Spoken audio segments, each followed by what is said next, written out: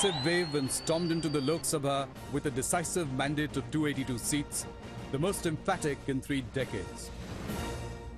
Prime Minister Narendra Modi has instilled confidence in the people of the country. He's given a fillip to the Indian economy and made sure that India Inc. remains the toast of the developed world. 2 years on, Prime Minister Modi faces some of the biggest challenges ahead. Will India be able to grow at 8% plus? Does he see his party winning the elections in India's largest state, Uttar Pradesh? How does he plan to address the fast deteriorating situation in Jammu and Kashmir? And finally, how does he counter perception that his party and the Sangh Parivar are anti-Dalit? I posed some of these questions to the Prime Minister in a candid 75-minute discussion where he spoke on a range of issues. In a first, he also answered a lot of personal questions, revealing a softer side of the man more known for his toughness.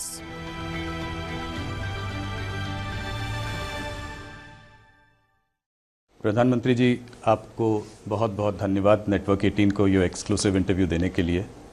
आपके दर्शकों को हमारा नमस्कार। धन्यवाद। मेरा पहला सवाल सीधा और सरल सा है। आप 2 साल पहले बहुत भारी बहुमत से आए, निर्णायक बहुमत से आए और प्रधानमंत्री बने। आप अपने प्रधानमंत्री बनने तक के सफ़र को कैसे देखते हैं और सबसे बड़ी कामयाबी क्या मानते हैं? प्रधानमंत्री का दायित्व मिलने के बाद करीब 2.25 साल हुए हैं। भारत एक लोकतांत्रिक देश है और हमारे देश में जनता समय समय पर सरकारों का मूल्यांकन करती है, मीडिया भी मूल्यांकन करता है और आजकल तो प्रोफेशनल सर्वे एजेंसीज भी इसका एनालिसिस करती हैं और मैं इसको अच्छा मानता हूं और इसलिए मैं जनता जनार्दन पर ही छोड़ देता हूं कि वही मूल्यांकन करे कि मेरी सरकार कैसी रही। लेकिन मैं ये जरूर चाहूंगा कि जब भी मेरी सरकार का आप मूल्यांकन करें तो हमें दिल्ली सरकार में आने से पहले सरकार का हाल क्या था, देश का हाल क्या था, मीडिया में किन बातों की चर्चा हुआ करती थी, अगर उसको एक बार हम नजर कर लेंगे तो हमें ध्यान में आएगा कि भाई पहले अखबार भरे रहते थे भ्रष्टाचार की बातों से, पहले अखबार भरे रहते थे निराशा की बातों से। आए दिन हर हिंदुस्तानी के दिल दिमाग से निराशा का स्वर निकलता था। सब कुछ डूब चुका है, अब चलो गुजारा कर लें, यही भाव था। कोई पेशेंट भी कितना ही अच्छा डॉक्टर क्यों ना हो, लेकिन पेशेंट अगर निराश है तो दवाइयां उसको खड़ा नहीं कर पाती है और पेशेंट में विश्वास है तो एक आध बार डॉक्टर थोड़ा एकदम टॉप क्वालिटी से नीचे का भी होगा तो भी वो खड़ा हो जाता है, हिम्मत के साथ कुछ ही हफ्तों में वो चलने फिरने लग जाता है और इसका कारण उसके भीतर का विश्वास होता है। सरकार बनने के बाद मेरा पहला प्रयास यही रहा कि निराशा के माहौल को खत्म किया जाए, देश में आशा और विश्वास पैदा किया जाए। और वो सिर्फ भाषणों से नहीं होता है, कदम उठाने पड़ते हैं, करके दिखाना पड़ता है। और आज 2.25 साल के बाद इतना तो मैं जरूर कह सकता हूं कि न सिर्फ हिंदुस्तान के लोगों के दिल में एक विश्वास पैदा हुआ है, लेकिन विश्व भर के लोगों के भारत के प्रति भरोसा बढ़ा है। एक समय था जबकि हमें डूबती नैया के रूप में देखा जाता, ब्रिक्स की चर्चा होती तो कहते थे कि ब्रिक्स में जो BRICS है उसमें जो आई है वो लुढ़क चुका है। आज कहते हैं कि भाई सबसे ब्राइट स्पॉट कोई है तो हिंदुस्तान है। तो ये अपने आप में मैं समझता हूं कि मूल्यांकन करने का आसान तरीका होगा। जी, क्योंकि आप डेवलपमेंट एजेंडा के मुद्दे पर देश में आपकी सरकार आई, तो मेरे अगले कुछ प्रश्न इकोनॉमी को लेकर होंगे। काफ़ी मशक्क़त के बाद जीएसटी बिल आप पारित करने में कामयाब हुए। क्या आप ये बताना चाहेंगे कि आप इसको कितनी बड़ी कामयाबी मानते हैं और इससे आम आदमी को क्या लाभ मिलेगा? देश आज़ाद होने के बाद फाइनेंस और टैक्सेशन सिस्टम में जो रिफॉर्म हुए हैं, शायद ये आज़ाद हिंदुस्तान का सबसे बड़ा रिफॉर्म है। और इस रिफॉर्म से भारत में तो बहुत बड़ा बदलाव आएगा। हमारे देश में बहुत कम लोग टैक्स देते हैं।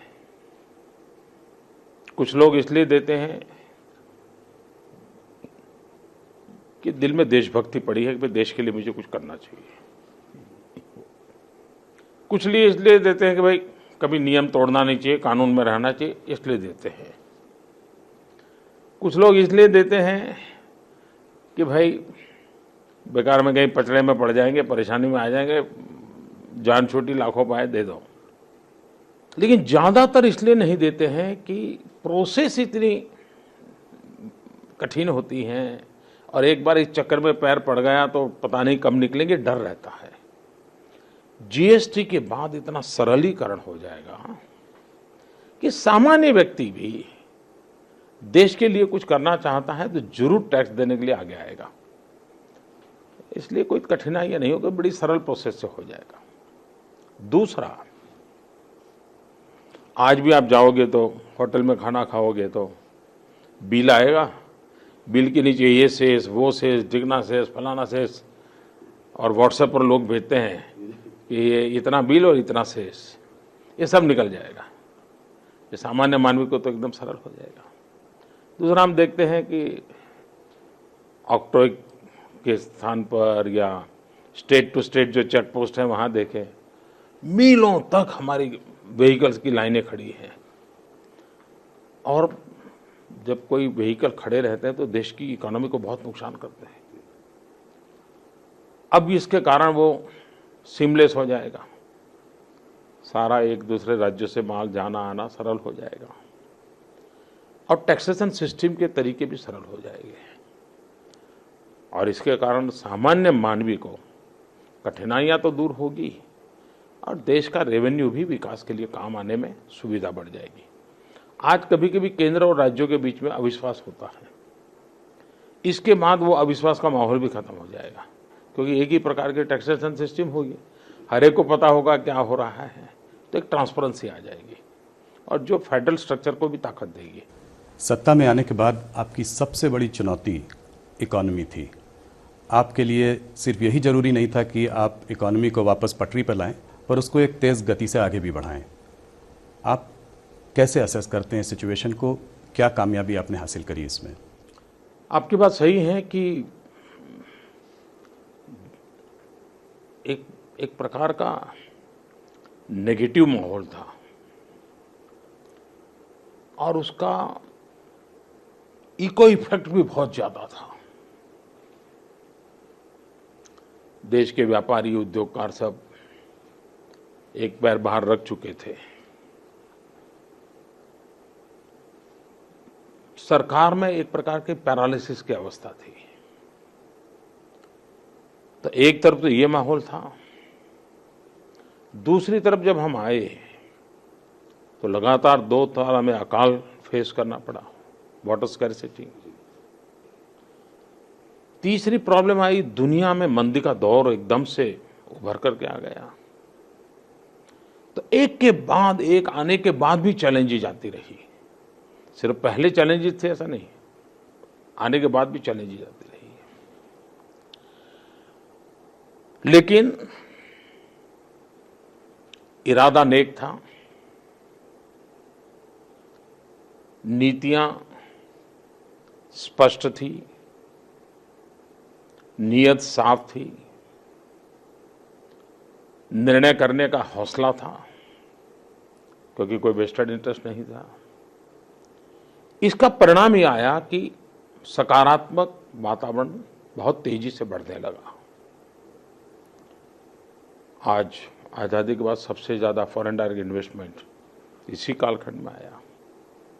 सारी दुनिया कहती है कि 7+ ग्रोथ, ये दुनिया की जो बड़ी इकोनॉमी है इसमें फास्टेस्ट ग्रोइंग इकोनॉमी के रूप में माना जाता है। वर्ल्ड बैंक हो, IMF हो, क्रेडिट रेटिंग एजेंसीज हो, इवन UN की एजेंसीज हो, ये सब कह रहे हैं कि भाई आज भारत बहुत तेज गति से आगे बढ़ रहा है। तो ये वो नीतियां पर बल दिया गया है जो देश के अर्थतंत्र को गति दें, पॉलिसी ड्रिवन चीजें हो, जो रुकावटें करने वाली चीजें थी उस पॉलिसी के द्वारा उसको हटाया जाए। और इन सारी बातों का परिणाम यह है कि देश की इकोनॉमी में एक गति आई है। इस बार मौसम भी अच्छी है, वर्षा ठीक हुई है और भारत की इकोनॉमी को मौसम, एग्रीकल्चर बहुत बड़ी ताकत देता है, एक ड्राइविंग फोर्स है। इसके कारण और ज़्यादा उत्साह बढ़ाएं जो आने वाले दिनों में बड़ा उज्जवल रहेगा। और इसलिए मैं देख रहा हूं कि आज इकोनॉमी, अच्छा नॉर्मली क्या होता है, एक आध चीज़ में बढ़ोतरी अच्छा हो उसी की चर्चा होती है। आज देखिए हर क्षेत्र में चर्चा हो रही है। बिजली का उत्पादन भी बढ़ा है तो बिजली की मांग भी बढ़ी है। इंफ्रास्ट्रक्चर का काम बहुत तेजी से बढ़ रहा है। इंफ्रास्ट्रक्चर का काम तब बढ़ता है जबकि इकोनॉमी की मांग होती है, तब बढ़ता है। तो इन सारी बातों से लग रहा है कि वो दिन से हम काफ़ी दूर आगे अच्छी पोजीशन में पहुंच गए हैं। आपने एकदम ठीक कहा कि मानसून की वजह से और उत्साह आया है, शेयर बाजार में भी तेजी आई है। क्या आप ये बताना चाहेंगे कि नेक्स्ट वेव ऑफ रिफॉर्म्स क्या होंगे? पहली बात है कि हमारे देश में जो बड़ी चर्चा में आई उसी को ही रिफॉर्म माना जाता है, और अगर वो नहीं हुआ तो कहते रिफॉर्म नहीं हुआ। ये हमारी अज्ञानता का भी दर्शन कराता है। एक्चुअली रिफॉर्म टू ट्रांसफॉर्म, ये मेरा मंत्र है। और मैं मेरे सरकार में तो कहता हूँ रिफॉर्म, परफॉर्म एंड ट्रांसफॉर्म। और अगर आज इंटरव्यू में बैठा हूँ तो मैं ये भी कहूँगा reform, perform, transform and inform. हमारे इस देश में अब जैसे ईज ऑफ डूइंग बिजनेस, हम बहुत तेजी से रैंकिंग हमारा सुधर रहा है। ये बिना रिफॉर्म संभव नहीं है, क्योंकि हमारी पद्धतियां, नियम, व्यवस्थाएं, अर्जी करने के फॉर्म इतने दुविधापूर्ण थे। अब इसमें रिफॉर्म हुआ तो हमारा रेटिंग बढ़ने लगा। अब UN की एजेंसी ने कहा है कि भारत जहां 10 नंबर पे है, शायद नेक्स्ट 2 ईयर में वो नंबर 3 पे आ जाएगा। ये चीजें छोटी छोटी बहुत सी चीजें होती हैं जिसको सुधार करना। लाइसेंस राज आज भी कहीं न कहीं नजर आता है, उसमें से मुक्ति दिलानी है। ये बहुत महत्वपूर्ण रिफॉर्म हर स्तर पर हो रहे हैं। एडमिनिस्ट्रेटिव लेवल पे हो रहे हैं, गवर्नेंस के लेवल पे हो रहे हैं, कानून के तौर पे हो रहे हैं। अब जैसे 1700 के करीब कानून हमने ऐसे निकाले जो 19वीं शताब्दी के, 20वीं शताब्दी के कानून हम लेकर के बैठे थे। एक प्रकार कानून का जंगल था। पार्लियामेंट के अंदर शायद 1000-1200 का तो मुक्ति हो गई, बाकियों का भी हो जाएगा। मैंने राज्यों को भी कहा है। ये बहुत बड़े रिफॉर्म है जिसको लोग जानकारियों के अभाव में रिफॉर्म मानते नहीं है। तो एक तो ये काम है। अब देखिए शिक्षा क्षेत्र में हमने एक ऐसा बड़ा महत्वपूर्ण कदम उठाया है जिसकी तरफ किसी का ध्यान नहीं गया है। हमने कहा है यूनिवर्सिटीज 10 सरकारी 10 प्राइवेट, वे UGC के सारे नियमों से बाहर निकाल देंगे। हम वो अप्लाई करें, हम ऊपर से उनको एक्स्ट्रा पैसा देंगे और वो वर्ल्ड क्लास यूनिवर्सिटी बनने की दिशा में हमें क्या करके दिखाते हैं। नियमों के कारण परेशानी है, चलो नियम नहीं करके दिखाओ। ये बहुत बड़ा रिफॉर्म है जी, लेकिन लोगों का ध्यान बहुत कम जाता है। हमारे यहाँ डायरेक्ट बेनिफिट ट्रांसफर ये अपने आप में बड़ा रिफॉर्म है। पहले मनरेगा के पैसे किसको जाते थे, कब जाते थे, अब डायरेक्ट बेनिफिट ट्रांसफर में हम भेज रहे हैं। गैस सब्सिडी डायरेक्ट बेनिफिट में जा रही है, स्टूडेंट स्कॉलरशिप डायरेक्ट बेनिफिट में जा रही है। तो ये सारी चीजें मैं समझता हूं एक प्रकार का रिफॉर्म है। गवर्नेंस में रिफॉर्म है, ट्रांसपेरेंसी के क्षेत्र में एक बहुत बड़ा रिफॉर्म है, टेक्नोलॉजी को हम बहुत बड़ी मात्रा में ला रहे हैं। तो ये प्रक्रियाएं और व्यापक करनी है, और ज़्यादा तेज करनी है। और केंद्र में कॉमन मैन है, सामान्य मानवी की सुविधाएं कैसे बढ़े, सामान्य मानवी की सरलता कैसे बढ़े, सामान्य मानवी को उसके हक का कैसे मिले, इन चीज़ों पर हम बल देना चाहते हैं। इकोनॉमिक सुधार काफ़ी हुआ है, पर उसके बावजूद प्राइवेट इन्वेस्टमेंट अभी भी थोड़ा स्लो है। कुछ सेक्टर्स ऐसे हैं जो अभी भी ट्रबल में है, जैसे कि रियल एस्टेट सेक्टर हो गया। वेंचर कैपिटल फंडिंग भी थोड़ी स्टार्टअप इकोनॉमी में स्लो हो गई है। तो आप प्राइवेट उद्योग को और फॉरेन इन्वेस्टर्स को क्या संदेश देना चाहेंगे? मैंने देखा है, शायद आपने विवेक के कारण, मर्यादा के कारण एक ब्लंट सवाल मुझे नहीं पूछा। ज़्यादातर लोग पूछ लेते हैं कि मोदी जी 2.25 साल में ऐसी कौन सी गलती की आपने, आपको लगता है। आज मैं सोचता हूं तो मुझे लगता है कि मुझे सरकार बनाने के बाद पहला बजट पेश करने से पहले संसद में देश की आर्थिक स्थिति का एक वाइट पेपर रखना चाहिए था। ये विचार भी आया था, लेकिन मेरे सामने 2 रास्ते थे।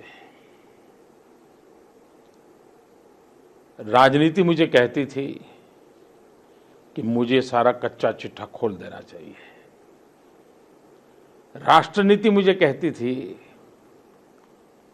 कि पॉलिटिकल तो बहुत लाभ हो जाएगा, लेकिन देश में सब लोग जब इतनी हालत खराब है ये जानकारियां पाएंगे तो पूरी तरह निराशा इतनी आ जाएगी, मार्केट इतना टूट जाएगा, देश की इकोनॉमी को इतना बड़ा धक्का लगेगा, ग्लोबली भी देश को देखने का सोच समझ बदल जाएगा, उसमें से फिर बाहर निकालना मुश्किल हो जाएगा।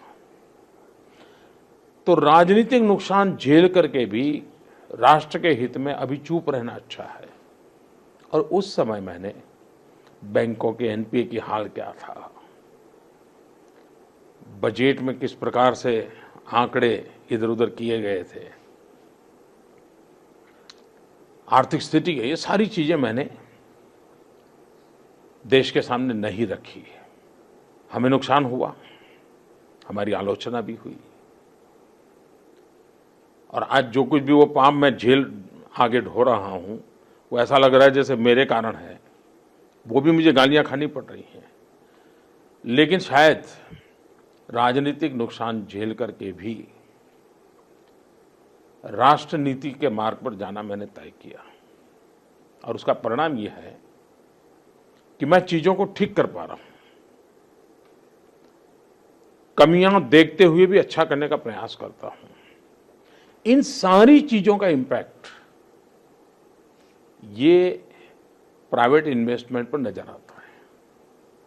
उन पुरानी चीजों का बोझ उन पर भी है। एनपीए में वे भी एक हिस्सेदार हैं, क्योंकि पुराने उनके चीजें ऐसी है कि बैंक, अच्छा मैंने आने के बाद बैंकों को ठीक करने पर लगा हुआ हूं। मैंने पहली बार बैंकर्स का चिंतन शिविर किया था और डूज एंड डोंट्स थे, और मैंने कहा था आप लिख करके रखिए, सरकार में से अब एक फोन नहीं आएगा। तो ये चीजों ने काफी स्क्रू टाइट किए हुए हैं। उसके बावजूद भी इतनी तेजी से रोड बनना, इतनी तेजी से रेलवे का आगे बढ़ना, इलेक्ट्रॉनिक मैन्युफैक्चरिंग में 6 गुना बढ़ोतरी हुई है। तो ये चीजें दिखाती हैं कि शॉर्टकट हमने नहीं चुना। और मेरा तो मत है, जो रेलवे प्लेटफॉर्म पे लिखा हुआ होता है ना, shortcut will cut you short, तो मेरा ये मत रहता है कि हमें शॉर्टकट के रास्ते पर नहीं जाना है और उसके परिणाम नज़र आ रहे हैं। खैर, अब तो स्थिति काफ़ी सुधर गई है, तो वो चिंता का विषय रहा नहीं है। लेकिन मैं बिगिनिंग के दिनों की बात बताता हूँ, 2014 मई जून की। लेकिन मैंने वो रास्ता, कठिन रास्ता चुना, और देश में जो निष्पक्ष भाव से एनालिसिस करने वाले लोग हैं, वो जब इसका एनालिसिस करेंगे तो मुझे विश्वास है कि उनके लिए बहुत बड़ा सरप्राइज होगा। पर मोदी जी, कच्चा चिट्ठा तो आपने फिर भी एक तरीके से खोल ही दिया। काफ़ी लोग कहते हैं कि ब्लैक मनी पे क्रैकडाउन करके आज ज़्यादातर छोटे मोटे बिजनेसमैन या तो दुबई या लंदन में छुपे हुए हैं। इसके अलावा पॉलिटिकल डायनेस्टीज़ को भी आपने नहीं छोड़ा, तो क्या ये प्रक्रिया जारी रहेगी? पहली बात है कि अभी तक पॉलिटिकल दृष्टि से न मैंने सोचा है, न मैं सोचूंगा। मैं 14 साल तक एक राज्य में मुख्यमंत्री रह के आया हूं, और इतिहास गवाह है कि मैंने राजनीतिक कारणों से एक भी फाइल कभी खोली नहीं थी, और मुझ पर ऐसा आरोप कभी नहीं लगा है। यहां भी मुझे 2.25 साल हुए हैं। सरकार की तरफ से कोई फाइल खोलने की इंस्ट्रक्शन नहीं है। कानून कानून का काम करेगा, मुझे लिपापोती करने का भी हक नहीं है। कानून कानून का काम करेगा। तो किसी डायनेस्टी को हमने नहीं छोड़ा, ये जो आपका एनालिसिस है वो सही नहीं है। दूसरी बात है, मेरी सरकार बनने के बाद पहले ही दिन मेरी सरकार की पहली कैबिनेट का पहला निर्णय था, जो 4 साल से अटका पड़ा था पुरानी सरकार में, सुप्रीम कोर्ट के कहने के बाद अटका पड़ा था, और वो था ब्लैक मनी को लेकर के एसआईटी बनाना। हमने एसआईटी बना दी, एसआईटी काम कर रही है, सुप्रीम कोर्ट इसकी निगरानी कर रही है, और हम इस काम पे। दूसरा एक महत्वपूर्ण काम हुआ कि ब्लैक मनी के खिलाफ ऐसा कानून बना है कि अब हिंदुस्तान से कोई विदेश में रुपये भेजने की हिम्मत नहीं कर सकता है। तो ये तो एक काम हो गया कि नया ब्लैक मनी का खेल समाप्त हुआ। दूसरा, इन भारत के अंदरूनी जो काले धन है, उसके लिए हमने काफ़ी कानूनी परिवर्तन किए हैं। 30 सितंबर तक एक स्कीम चल रही है, अगर किसी को अभी भी मुख्य धारा में आना है तो हम मौका देना चाहते हैं। और मैंने पब्लिकली कहा है कि 30 सितंबर आपके लिए आखिरी तारीख है। किसी ने किसी कारण से आपकी गलती हो गई या कुछ गलत हो गया है, जानबूझ करके किया है, अनजाने में किया, ये मौका है। आप मुख्य धारा में आ जाइए और शांति की नींद लेने का रास्ता आपके लिए लेकर आया हूं मैं, उसको स्वीकार कीजिए। और 30 तारीख के बाद अगर मैं कोई कठोर कदम उठाता हूं तो कोई मुझे दोष नहीं दे सकता है। देश की गरीब जनता का पैसा है, इसको लूटने का अधिकार किसी को नहीं है, और ये मेरा कमिटमेंट है। मैं पूरी ताकत से लगा हूं और कोशिश जारी रखूंगा। मोदी जी, आपकी नज़र में इकोनॉमिक प्रोग्रेस के लिए सोशल हार्मनी कितनी ज़रूरी है? सिर्फ इकोनॉमिक प्रोग्रेस के लिए नहीं, सुख शांति के लिए, शांति, एकता, सद्भावना, ये हर समाज के लिए अनिवार्य है। परिवार में भी आप आर्थिक रूप से कितने ही समृद्ध परिवार क्यों ना हो, अरबों खरबों रुपयों के ढेर पर बैठे हो, तो भी परिवार में एकता जरूरी है। वैसा ही समाज में है। सिर्फ गरीबी है इसलिए एकता चाहिए ऐसा नहीं, किसी भी हालत में एकता चाहिए, किसी भी हालत में समरसता चाहिए, सामाजिक न्याय के प्रति प्रतिबद्धता चाहिए। और इसलिए सिर्फ कोई आर्थिक हितों के लिए एकता चाहिए ऐसा नहीं, जीवन में शांति, एकता, सद्भावना परिवार में भी उपयोगी है, समाज में भी उपयोगी है, राष्ट्र जीवन भी उपयोगी है, और वसुधैव कुटुंबकम भावना लेकर के चलने वाले लोग, पूरा विश्व एक परिवार मानने वाले हम लोग, उनके लिए भी शांति, एकता, सद्भावना अनिवार्य है। सभी पॉलिटिकल पार्टीज मोदी जी गरीबी हटाने की बातें करती हैं, मगर गरीबी हमारे देश में बहुत चिंता का विषय है, बढ़ती जा रही है। जॉब क्रिएशन दूसरी तरफ भी आपके लिए एक बहुत बड़ा चैलेंज है, और आपने इस पर पूरी नज़र भी रखी हुई है। इन दोनों चीज़ों को लेकर आगे आपकी क्या स्ट्रैटेजी रहेगी? आपकी बात सही है कि गरीबी हमारे देश में एक राजनीतिक नारा रहा है। गरीबों के नाम पर राजनीति भी बहुत हुई है और चुनाव को ध्यान में रख करके गरीबों के नाम पर कुछ न कुछ आर्थिक कार्यक्रम भी चलाए गए हैं। मैं वो अच्छा था बुरा था उस विवाद में पड़ना नहीं चाहता हूं, लेकिन मेरा रास्ता कुछ और है। गरीबी से मुक्ति पाने के लिए हमें गरीबों को एम्पावर करना होगा। अगर गरीब सशक्त होता है तो उसमें इतनी ताकत है कि वो गरीबी को खत्म कर देगा। गरीब को गरीब रख करके राजनीति तो हो सकती है, लेकिन गरीबी मुक्ति का रास्ता तो गरीब को सशक्त करने में ही है। सशक्त करने में सबसे पहली बात है शिक्षा, दूसरी बात है रोजगार। आर्थिक एम्पावरमेंट, इकोनॉमिकल एम्पावरमेंट अगर आता है तो फिर वो स्थितियों को बदलने के लिए खुद ताकतवर बन जाता है। हमने पिछले दिनों जितनी चीजों को अमल किया है, जैसे मुद्रा योजना, करीब 3.5 करोड़ लोगों ने मुद्रा योजना का लाभ लिया और करीब 1.25 लाख करोड़ से ज्यादा रुपया उनके पास आया। और उसमें अधिकतम ऐसे हैं जो पहली बार बैंक से पैसा मिला है। वे कोई न कोई काम करेंगे, स्विंग मशीन लाएंगे, कपड़े सिलाई करेंगे, कुछ ना कुछ करेंगे। हो सकता है वो एक आध आदमी को रोजगार भी दे। ये जो एम्पावरमेंट है उसको आगे बढ़ने की ताकत देता है, बच्चों को पढ़ाने की ताकत है। माने उसने एक टैक्सी ले ली तो उसका मन करेगा बच्चों को अच्छी शिक्षा दो, वो आगे बढ़ेगा। हमने एक काम किया है स्टैंड अप इंडिया। मैंने सभी बैंकों को कहा है कि आप एक दलित, एक आदिवासी और एक महिला, हर ब्रांच इनको आर्थिक मदद करें, उनको एंटरप्रेन्योर बनाएं। देश में 1.25 लाख ब्रांच है। अगर ऐसे 3-3 लोगों को भी अगर वो एम्पावर कर दें तो एक साथ 4-5 लाख परिवार जिनके पास पहले कुछ इस प्रकार की ताकत नहीं थी, वो ताकत मिलेगी। तो वो कितना बड़ा आर्थिक ताकत बन जाएंगे। स्टैंड अप कार्यक्रम चल रहा है, स्टार्टअप, नौजवानों को मैं रोजगार देने के लिए स्टार्टअप चला है। एक छोटा सा ऐसी चीज जो हमने निर्णय किया और राज्यों को मैंने एडवाइजरी भेजी है कि आप इस दिशा में आगे बढ़िए। हमारे देश में आजकल जो बड़े बड़े मॉल बनते हैं लाखों रुपये, करोड़ों रुपये खर्च करके, उनको बंद करने का कोई टाइमिंग नहीं है। वो रात को 10 बजे चला सकते हैं, 12 बजे चला सकते हैं, सुबह 4 बजे चला सकते हैं। लेकिन एक छोटा सा दुकानदार होगा तो सरकार का आदमी डंडा लेके खड़े हो जाएंगे, चलो बंद करो, शाम हो गई है। क्यों भाई?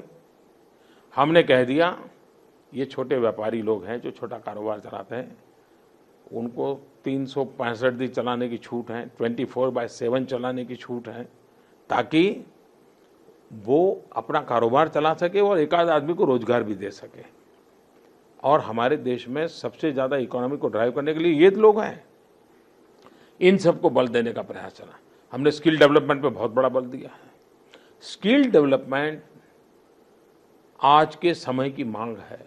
हमने पूरी व्यवस्थाओं को बदला है। स्किल डेवलपमेंट का अलग मिनिस्ट्री बनाई है, अलग बजट बनाया है और बहुत बड़ी मात्रा में स्किल डेवलपमेंट सरकार के द्वारा, skill development public private partnership के द्वारा, स्किल डेवलपमेंट स्किल यूनिवर्सिटी तक जा करके दुनिया के और देश जिन्होंने स्किल डेवलपमेंट में अच्छा काम किया है उनसे भी कोलैबोरेशन कर करके देश के पास 80 करोड़ नौजवान है, 35 साल से कम उम्र के हैं। अगर इन नौजवानों के हाथ में हुनर है तो हिंदुस्तान का भाग्य बदल सकते हैं और उस पर हम बल दे रहे हैं। तो आर्थिक गतिविधि के केंद्र में देश का नौजवान है, देश का रोजगार है। एग्रीकल्चर सेक्टर में भी वैल्यू एडिशन की दिशा में जाएंगे तो रोजगार की संभावना और बढ़ेगी और देश का गांव का जवान जो कृषि छोड़ करके शहर की ओर मजबूरन जाना पड़ रहा है, उसको भी अगर वैल्यू एडिशन और कृषि आधारित ग्रामीण उद्योग, उसको अगर हम बल देंगे तो वो रोजगार की संभावनाएं वहाँ पैदा होगी। हम उस पर बल लगा रहे हैं और उसके अच्छे परिणाम नजर आ रहे हैं। पूरे देश की नज़र अगले साल उत्तर प्रदेश के चुनाव पे होगी। कहा जा रहा है कि करीब करीब वो एक मिनी नेशनल इलेक्शन टाइप का होगा। तो आप क्या समझते हैं कि कौन से मुद्दे बहुत अहम होंगे आपकी पार्टी के लिए, और आप जीत की कितनी संभावना समझते हैं? पहली बात है, हमारे देश का दुर्भाग्य है कि हम कुछ भी करें, कुछ भी सोचे, उसको चुनाव से जोड़ दिया जाता है। जहां 1.25 साल के बाद चुनाव होने वाले हैं, फिर भी अगर आप कुछ करते हो तो कहते हो वो उस चुनाव के लिए कर रहे हो। तो ये पॉलिटिकल पंडित जो सुपर पॉलिटिकल पंडित है, उनके दिमाग में से राजनीति जाती रही है।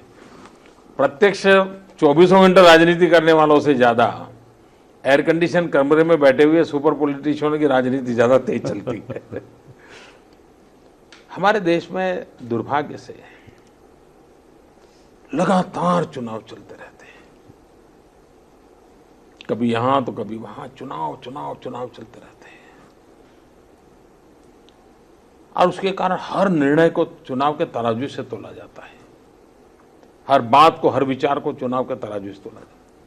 जितना जल्दी हम देश को चुनाव के संदर्भ में देश चलाने और राज्य चलाने की बातों से जोड़कर रखा है, हमारा बहुत नुकसान हो रहा है। समय की मांग है कि हम दोनों को थोड़ा अलग करें। चुनाव जब घोषित हो जाए, तब जब अपना अपना मैनिफेस्टो लेकर के आए, तब चुनाव के साथ जोड़े जाए, उसके पहले क्यों जोड़ते हैं? और मैं तो देख रहा हूं कि पिछले दिनों मुझे जितनी पॉलिटिकल पार्टियां मिली है, कोई प्रखरता से और कोई दबी जबान में, हर कोई कहता है कि साहब ये बार बार चुनाव के चक्कर से देश को बाहर निकालिए। क्यों न लोकसभा और विधानसभा के चुनाव साथ साथ हो, उसी समय क्यों न स्थानीय स्वराज के चुनाव हो। हफ्ते 10 दिन के अंदर चुनाव का सारा काम पूरा हो जाए, 5 साल देश चलता रहे, तो कुछ गति आएगी, निर्णय आएंगे, ब्यूरोक्रेसी भी काम करेगी। ये सुझाव सब दूर से आ रहा है, लेकिन ये काम कोई एक दल नहीं कर सकता, सभी दलों को मिलकर के करना पड़ेगा। ये काम सरकार नहीं कर सकती।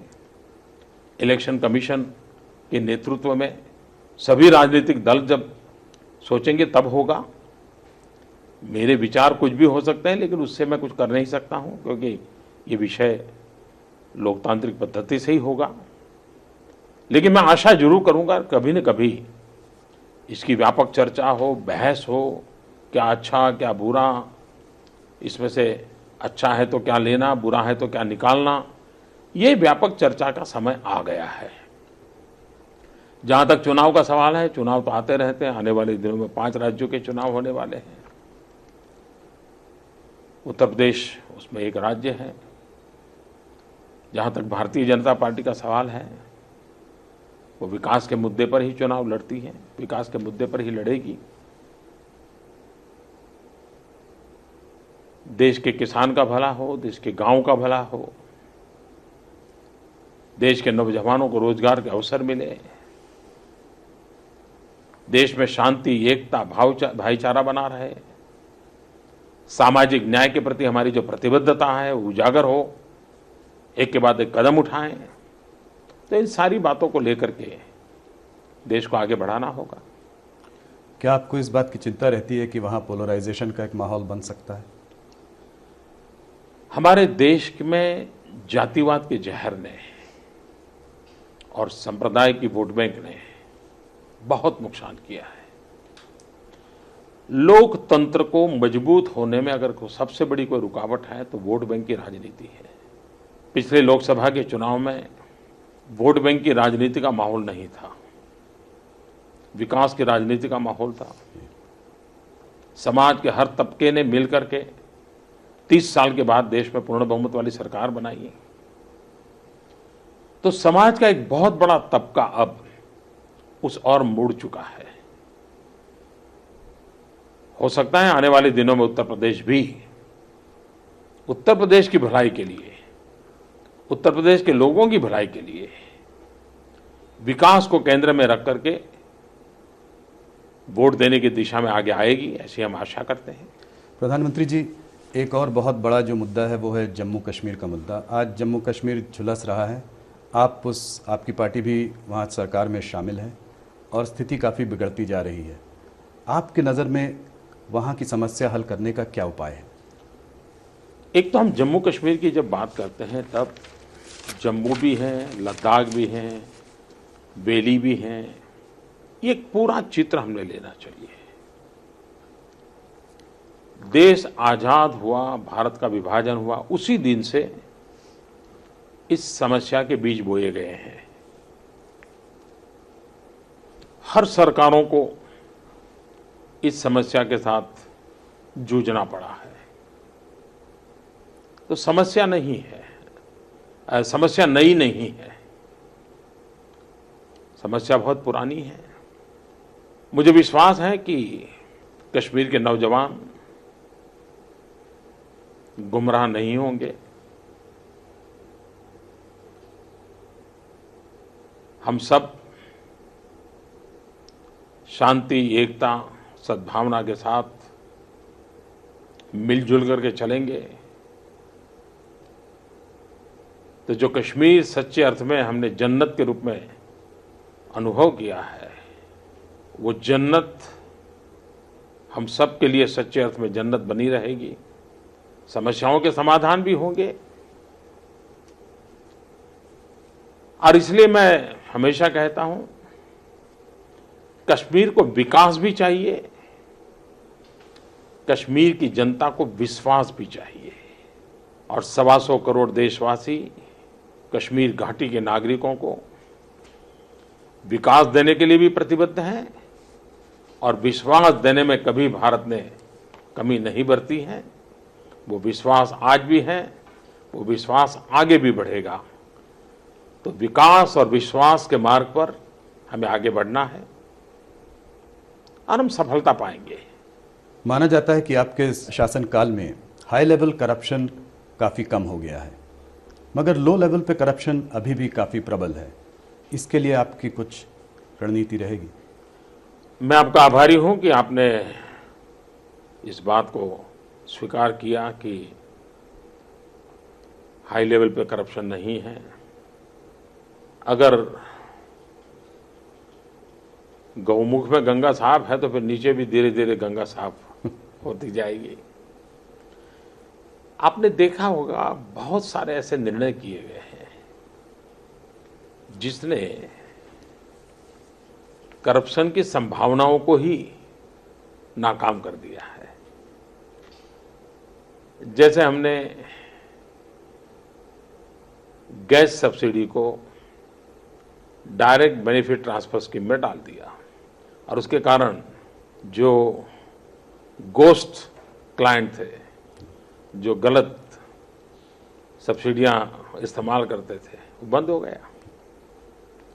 चंडीगढ़ में 30 लाख लीटर केरोसिन जाता था।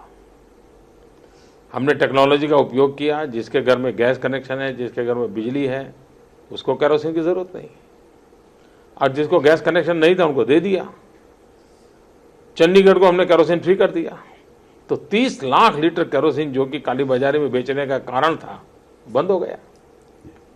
अभी मुझे हरियाणा के मुख्यमंत्री मिले थे, वो कह रहे थे कि नवंबर महीने तक वे 8 डिस्ट्रिक्ट को केरोसिन फ्री कर देंगे।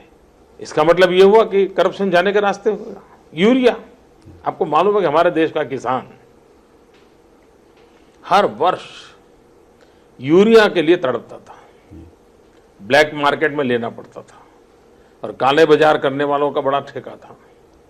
कुछ प्रदेशों में तो यूरिया लेने के लिए किसान आए तो उसको लाठीचार्ज का भोग बनना पड़ता था, हो हल्ला दंगा हो जाता था।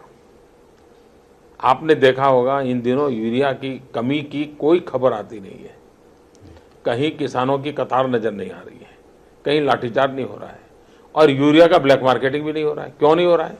तो पहले जो यूरिया था वो किसानों के नाम पर से निकलता था, लेकिन चोरी करके केमिकल फैक्ट्रियों में पहुंच जाता था।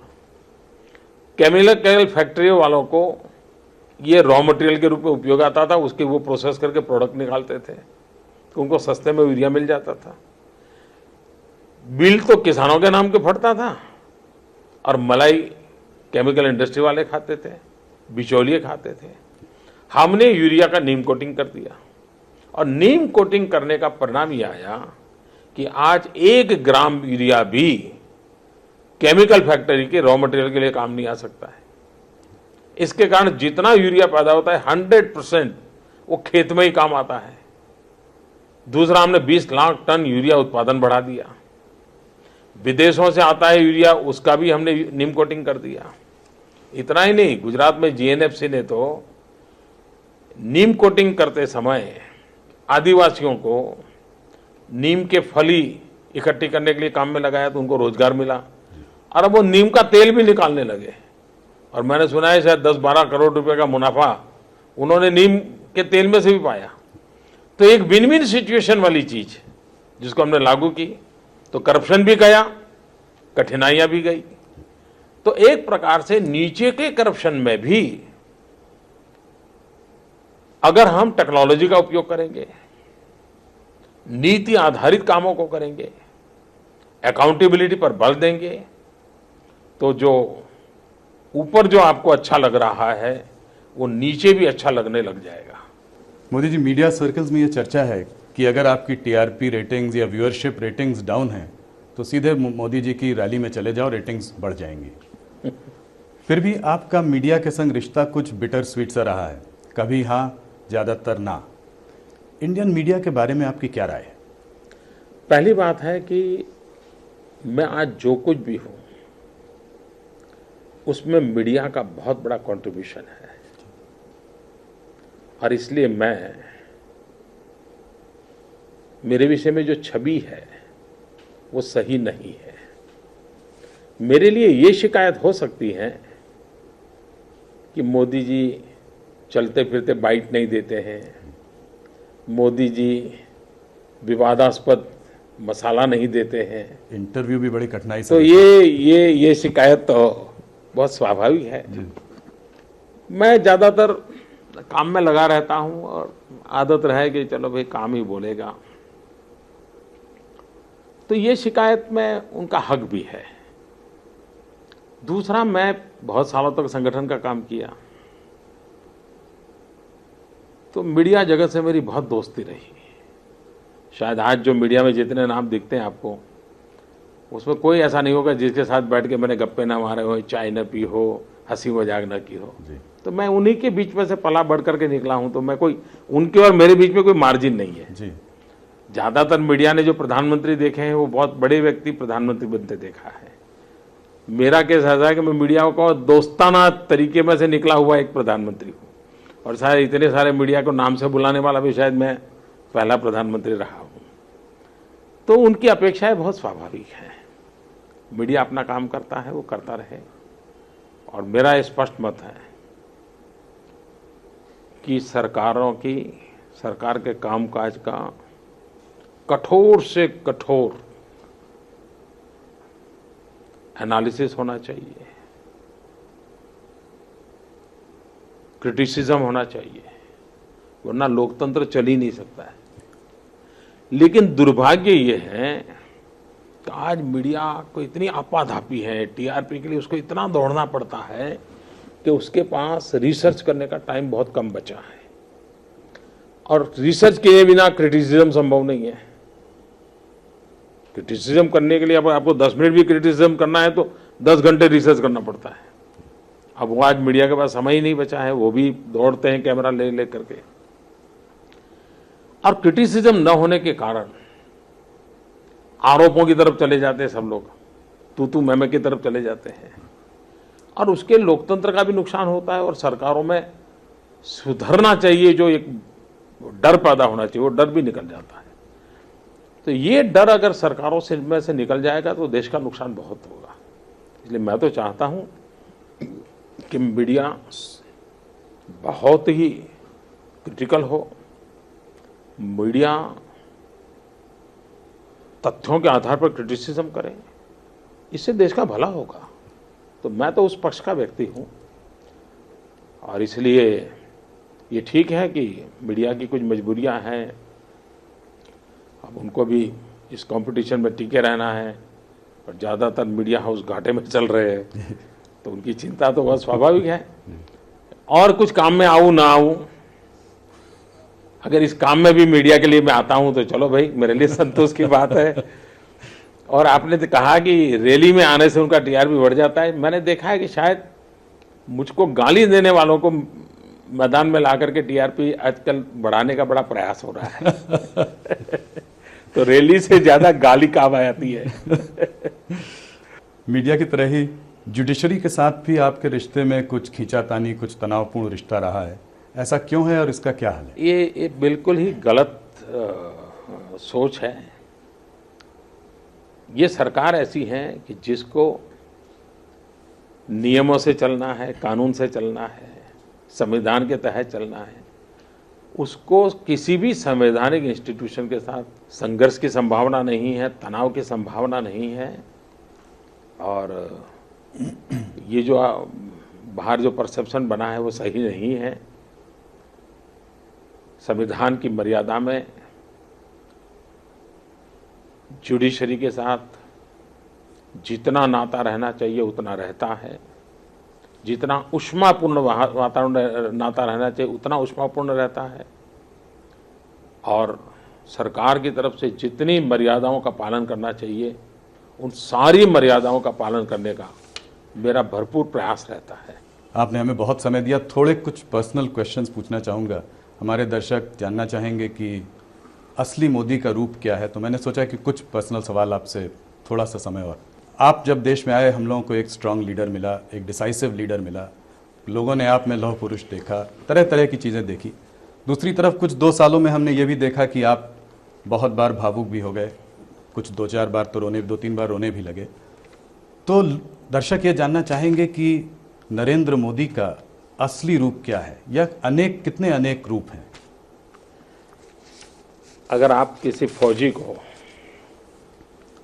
सीमा पर देखोगे, वो जी जान से खप जाता है, मरने मारने पर तुल जाता है, क्योंकि वो उसकी ड्यूटी है। लेकिन वही जवान जब अपने बेटे के साथ खेलता है, उस समय अगर आप चाहोगे तो वहां भी वो बंदूक दिखा के आंख तान करके खड़ा रहे। और उसका मतलब ये नहीं कि उसके 2 रूप है, एक ही रूप है। आपका प्रधानमंत्री, आपका प्रधान सेवक या आपका नरेंद्र मोदी कहीं पर भी हो, कुछ भी हो, लेकिन आखिर इंसान तो है। मेरे भीतर भी तो इंसान है। और मुझे क्यों अपने भीतर के इंसान को दबा देना चाहिए, छुपा देना चाहिए? जैसा हूं वैसा, जिस हालत में हूं हालत में लोग देखते हैं, देखना चाहिए, इसमें क्या है। जहां तक कर्तव्य का सवाल है, जिम्मेवारियों का सवाल है, ये मेरा दायित्व है, उसको मुझे पूरी तरह निभाना चाहिए। अगर देश हित में कठोर निर्णय करने पड़ते हैं तो करने चाहिए। अपने दायित्व को निभाने के लिए कठोर परिश्रम करना पड़ता है तो करना चाहिए। जहां झुकने की जरूरत है वहां झुकना भी चाहिए। जहां तेज चलने की जरूरत है वहां तेज भी चलना चाहिए। लेकिन वो व्यक्तित्व के पहलू नहीं है, जिम्मेवारियों का हिस्सा है और उसको पूरी तरह निभाना चाहिए। लेकिन असली मोदी क्या है, नकली मोदी क्या है, ऐसा कुछ नहीं होता है। इंसान इंसान होता है। अगर आप राजनीतिक चश्मों को निकाल करके मोदी को देखोगे तो आपको मोदी जैसा है वैसा नजर आएगा। लेकिन जब तक आप अपने पूर्वग्रहों के आधार पर, अपने राजनीतिक चश्मों के आधार पर, अपनी बनी बनाई मान्यताओं के आधार पर सिर्फ मोदी का नहीं किसी का भी मूल्यांकन करोगे तो गड़बड़ी हो जाएगी। मोदी जी, मैं आपसे पिछले वर्षों में कई बार मिला हूं। गांधीनगर में मुख्यमंत्री के रूप में आपको देखा है, प्राइम मिनिस्टर ऑफिस में भी आपसे आके मिला। मैंने कभी भी आपकी टेबल में कोई फाइल या कोई पेपर नहीं देखा। इनफैक्ट मुझे ये भी याद नहीं आता कि कभी फ़ोन भी आसपास रहा हो।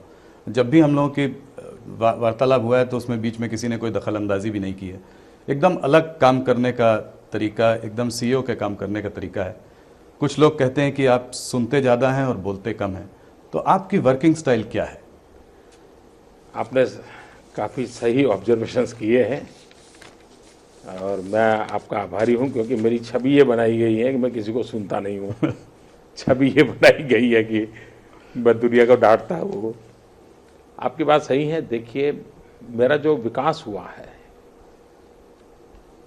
उसका एक कारण मैं बहुश्रुत हूँ, और आज से नहीं, मैं जब से समझदारी आने लगी तो सुनना, समझना, ऑब्जर्व करना ये मेरे स्वभाव का हिस्सा रहा है, और उसका मुझे काफ़ी फ़ायदा मिल रहा है। मैं वर्कोहॉलिक तो हूँ ही हूँ, मैं काम करने का आता था, लेकिन मूल बात है मैं वर्तमान में जीना पसंद करता हूँ। अगर आप मुझे मिलने आए हैं तो मेरा वो वर्तमान है, उस समय मैं पूरी तरह आपके साथ डूब जाता हूँ। उस समय न मैं टेलीफोन को हाथ लगाता हूँ, न मैं कागज़ देखता हूँ, न मैं अपना फोकस खोता हूँ। अगर मैं फाइलें देखने के लिए बैठा हूँ तब भी मैं वर्तमान में होता हूँ, कोई और चीज़ की ओर न जाए, फिर मैं फाइल में ही खोया रहता हूँ। अगर मैं दौरा करता हूँ तो मैं फिर उस समय उसी काम में खोया रहता हूँ। मैं हर पल वर्तमान में जीने का प्रयास करता हूँ, और उसके कारण मुझे कभी जिस समय जो काम करता हूँ सामने वाले को सेटिस्फेक्शन मिलता है कि भाई मुझे यानी क्वालिटी टाइम दिया। सिर्फ टाइम दिया ऐसा नहीं, क्वालिटी टाइम दिया, ये उसको रहता है। दूसरी बात है कि अपने काम को न्याय देना चाहिए, ये मेरा हमेशा प्रयास रहता है। सीखना चाहिए, समझना चाहिए। और 5 साल पहले हमारे जो विचार थे वो शायद आज उपयुक्त न भी हो, तो छोड़ने की हिम्मत चाहिए, अपने आप को बदलने की हिम्मत चाहिए। अपने ही पुरानी चीज़ों को बोझ लेकर के चलना चाहिए, मेरे नेचर में नहीं है। तो उसके कारण मेरा काम करने का तरीका इस प्रकार का डेवलप हुआ है। प्रधानमंत्री जी, लोग कहते हैं कि आप 16-18 घंटे काम करते हैं, एक बहुत पनिशिंग शेड्यूल है आपका, रिलैक्स कैसे करते हैं? ऐसा है, मेरा काम ही मेरा रिलैक्सेशन है। आप भी देखिए, काम से कभी थकान नहीं लगती जी, काम न करने की थकान होती है। अगर आपको 10 चिट्ठियां लिखनी है और आपने 2 लिखी तो आपको थकान में से यार 8 रह गई, लेकिन 10 पूरी कर दी, खाना भी छूट गया, तो आपको संतोष, अगर वाह चलिए आज काम हो गया, 10 चिट्ठी लिख दी। एक्चुअली काम न करने की थकान होती है, काम करने का संतोष होता है, और संतोष हमेशा नई शक्ति देता है। ये मैंने भी अनुभव किया, और मैं नौजवान मित्रों को हमेशा कहता हूं कि थकान जो है वो मनोवैज्ञानिक ज्यादा होती है, और किसी की कैपेसिटी कम नहीं होती है। काम का जितना वॉल्यूम, आपकी कैपेसिटी अपने आप उतनी उभरेगी। आप नई नई चैलेंज उठाते जाइए, आपके भीतर से ताकत उभरती जाएगी। आपके पास इनबिल्ट है ही है, लेकिन आपने कभी इसका इस्तेमाल नहीं किया है। मोदी जी, किसी शख्स का आपके ऊपर बहुत प्रभाव जिसका रहा हो, उसके बारे में जरा कुछ बताइए। वैसे मुझे बचपन में फ़ायदा मिला। हमारा जो गांव था वो गायकवाड़ स्टेट था, और गायकवाड़ महाराजा की एक विशेषता रही थी कि वो हर गांव में लाइब्रेरी बनाते थे। गायकवाड़ की गवर्नमेंट स्कूल होती थी, प्राथमिक स्कूल हमेशा होती थी। मेरी पढ़ाई भी गवर्नमेंट की प्राथमिक स्कूल में हुई। तो छोटी स्कूल होती हैं तो गरीब बच्चे उस स्कूल में आते हैं, तो टीचर का ध्यान भी ज़्यादा रहता है, पर्सनल अटेंशन रहता है। उसमें से किताबें पढ़ने का शौक़ लगा था बचपन में। अब तो नहीं पढ़ पाता हूँ, और लाइब्रेरी अच्छी थी तो किताबें पढ़ता था, तो वो मेरे मन को झकझोरते थे। बाद में मैं 12, 13, 14 साल की उम्र में स्कूल में ऑरेटरी वक्तृत्व स्पर्धा में भाग लेने लग गया। तो फिर मैं देख रहा था, मुझे विवेकानंद जी के कोटेशन जरा ज़्यादा अच्छे लगते थे बोलने में, एक बड़ा मिजाज से बोल सकता था, तो उसमें थोड़ा और गहरा जाने लगा। तो और डिबेट में काफ़ी हिस्सा लेता था। हिंदी भाषा पर भी मुझे ज़्यादा रुचि बढ़ने लग गई।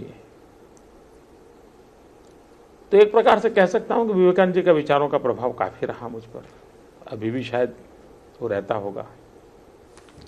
मेरा आखिरी सवाल, भारत के इतिहास में नरेंद्र मोदी खुद को कहाँ पाते हैं? जो इंसान वर्तमान में जीने का शौकीन हो वो इतिहास की चिंता क्यों करे? और जीवन में कभी भी ऐसी गलती नहीं करनी चाहिए कि अपने लिए कुछ करें। देखिए, हमारे देश का दुर्भाग्य ये रहा है कि सरकारों ने भी अपनी छवि बनाने की भरपूर कोशिश की, राजनीतिक दलों ने भी अपनी छवि बनाने की भरपूर कोशिश की, शासन पर बैठे हुए लोगों ने भी अपनी छवि बनाने की भरपूर कोशिश की। काश अच्छा होता अपनी छवि के बजाय हमने देश की छवि बनाने के लिए अपने आप को खपा दिया होता। 125 करोड़ देशवासी, ये इतिहास की अमर कथा है। उन 125 करोड़ देशवासियों में एक मोदी होगा, उससे ज़्यादा कुछ नहीं हो। ऐसी ही मोदी की पहचान हो, वो 125 करोड़ में खो गया हो, 125 करोड़ में लिप्त हो गया हो, इतिहास के किसी पन्ने पर नज़र ना आता हो।